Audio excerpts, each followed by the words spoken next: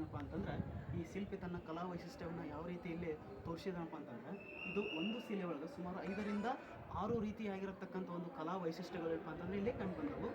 ಇಲ್ಲಿ ಈ ಭಾಗದವನ್ನು ನಾವು ಈ ಮುಚ್ಚಿ ನೋಡಿದಾಗ ಇಲ್ಲಿ ಏನಾಗುತ್ತೆ, ಇಲ್ಲಿ ನಾಗರ ಹೆಡೆ ಕಾಣ್ತದೆ. ಮುಂದೆ ಭಾಗದಿಂದ ನೋಡ್ರಿ ನೀವು ನಾಗರ ಹೆಡೆ ಕಾಣುತ್ತೆ.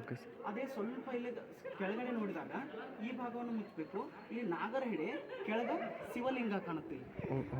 ಆ ಶಿವಲಿಂಗದ ಮ್ಯಾಗ ಏನಪ್ಪಾ ಅಂತಂದ್ರೆ ನಾಗರ ಹೆಡೆ ಇದೆ ಅನ್ನುವಂಥ ರೂಪದೊಳಗೆ ಏನಪ್ಪಾ ಅಂತಂದ್ರೆ ಇಲ್ಲಿ ಶಿಲ್ಪಿ ಇದನ್ನ ತೋರ್ಸ್ಯಾನ. ಅದೇ ರೀತಿ ಈ ಭಾಗವನ್ನು ನಾವು ಮುಚ್ಚಬೇಕು ನೋಡ್ರಿ, ಈ ಭಾಗವನ್ನು ಮುಚ್ಚಿ ನೋಡಿದಾಗ ಇಲ್ಲಿಂದ ಕಪ್ಪೆಯ ಜಿಗಿತ ಕಾಣುತ್ತೆ ನಮಗೆ.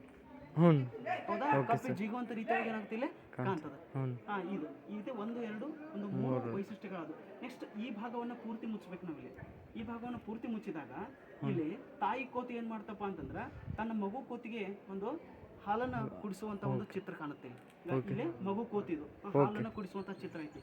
ನೆಕ್ಸ್ಟ್ ಪೂರ್ತಿ ಈ ಭಾಗವನ್ನು ಇಷ್ಟು ಮುಚ್ಚಿ ನೋಡಿದಾಗ ಇಲ್ಲಿ ತಾಯಿ ಕೋತಿ ತನ್ನ ಒಂದು ಮಗುವನ್ನ ಕೆಳಗಡೆಯಿಂದ ಮೇಲ್ಗಡೆ ಎತ್ತಿಕೊಳ್ಳಕತ್ತಾಳ ಅನ್ನುವಂಥ ರೀತಿಯೊಳಗೆ ಏನಾಗ್ತದೆ ಈ ಒಂದು ವೈಶಿಷ್ಟ್ಯತೆ ಕಾಣುತ್ತೆ.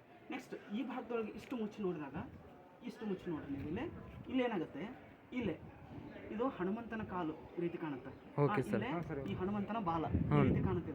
ಇಲ್ಲಿ ಏನಾಗುತ್ತಪ್ಪ ಅಂತಂದ್ರೆ ಹನುಮಂತ ಏನ್ ಮಾಡ್ಲಿಕ್ಕತ್ತಪ್ಪ ಅಂತಂದ್ರೆ ಇಲ್ಲಿ ಜಿಗಿಯುವಂತ ಒಂದು ಚಿತ್ರ ಅಂತಂದ್ರೆ ಫ್ಲೈಯಿಂಗ್ ಹನುಮಾನ್ ಅಂತ.